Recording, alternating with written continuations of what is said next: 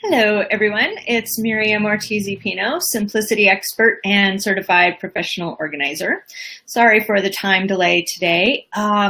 It has been a little bit of a crazy day.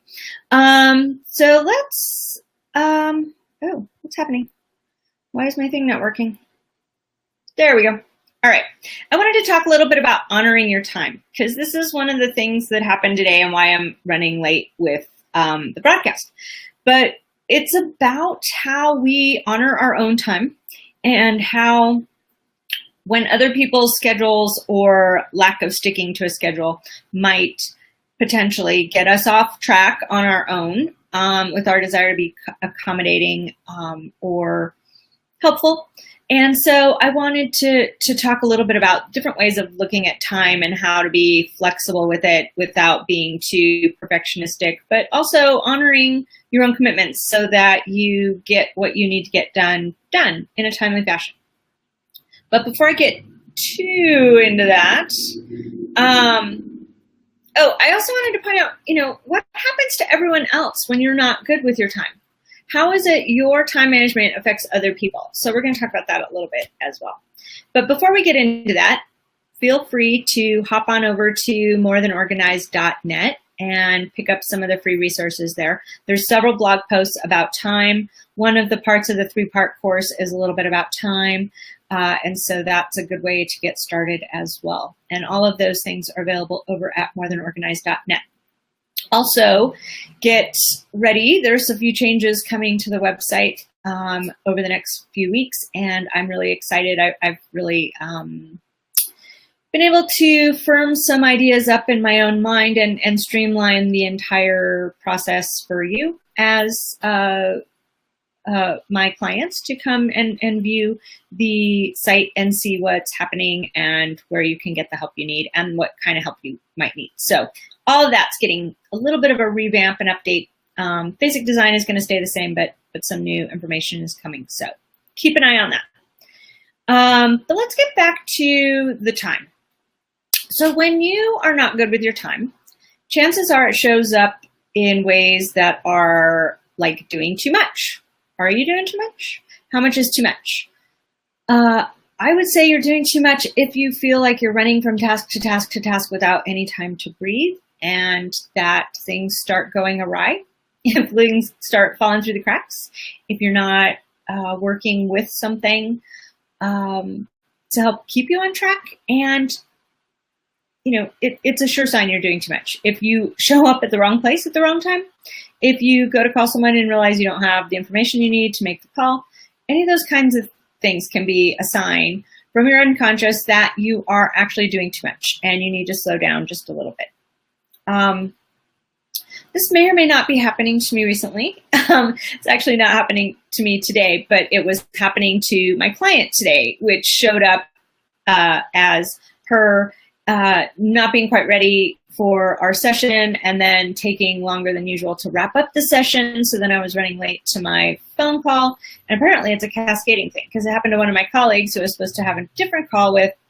And she had to call and say, or text and say, hey, we got to do the call later. And so all of that kind of snowballed throughout the day. So I'm still getting everything done. It's just not at all at the time or in the order I thought I would be doing them today. So keep that in mind. When we are doing too much, it starts to affect other people and it can continue affecting other people. So even though it wasn't me tanking the phone call opportunity I had at 3 p.m. today, it was my client doing one thing and another person's client doing another thing, and it just led to us pushing it till 5 instead of 3. Not a big deal. But if it happens regularly or all the time, it's easy to stop feeling productive and it's easy to stop feeling in control. So that's when you want to look at what is my role in all of that. And for me, it was probably squeezing in one too many things during the day, although I'm still flexible and I'm going to have to work a little bit later, but not that much later. But a few weeks ago, I really overscheduled it a few days and I was working till midnight and I was tired and cranky the next day and I didn't get my workouts in because I wasn't honoring my own time to myself.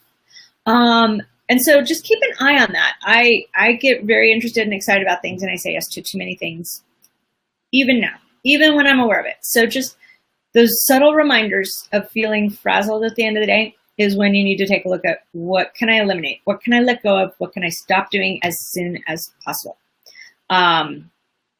Yeah, so that's another one of the things that came up today. I'm on a committee. I love the committee. I'm doing great work with the committee, but this may be my last round with the committee because I have other new interesting things, and it's harder and harder for me to fit that the tasks for that particular opportunity in. So I don't want to not do my best for them. So that's another point where you want to take a look at how much you're committing to.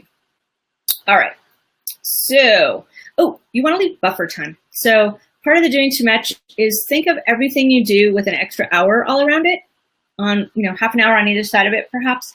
That just gives you enough time to process, to grab a drink of water, to go to the bathroom, to grab a bite, to make it across town, whatever it is you need to do. So if something does run a little bit late, you are still honoring your time and getting to the next thing on time. Buffer time. Highly recommend it. Okay. Now, another part of that is setting expectations. So, for instance, today I knew I had a whole bunch of stuff that was going to be piling up. I had a lot of different tasks and there wasn't a whole lot of buffer time in between them. So 2 of the things that I have to do today, I let the people know ahead of time. It's a really busy day. Can you be a little bit flexible on the timing? So a thing I'm doing for a friend is going to be later tonight. And the other thing I had planned to do is a submission, and I can do that tonight as well after hours. But I let both of those people know that it was a particularly busy day and it would be a little bit later in the day before I got back to them. Okay, so make sure you set those expectations.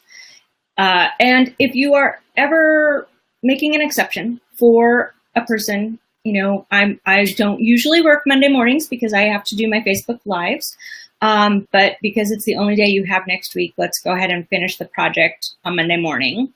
It's an exception. I don't usually do it. So that's what I told my client this morning. Another way of setting expectations. And the whole point of this is not to be perfect. None of us are perfect. Time stuff catches up to us all the time. What you want to look at is how often is it happening and how it's affecting your mood and your productivity. And when that happens, you just want to start getting in that be better mindset. Do it better next time. Plan a little better. Eliminate something. Let go of it. Build in that buffer. Set better expectations with your clients, and your family, and your friends. And pretty soon you'll start noticing little incremental improvements in your time management. And you will become productive again. And I think that's all I need to say today. But I just wanted to let you know that it happens to me too. I'm not always perfect, and that's why sometimes these More Than Organized Monday Facebook Lives happen a little bit later in the day because I have to make an exception on the Monday morning, but I try not to do it very often, so it's really an exception. Again, don't forget, you can visit morethanorganized.net for a lot more ideas about time management, and I will see you again next Monday. I anticipate being there at 11. Have a great week. Bye-bye.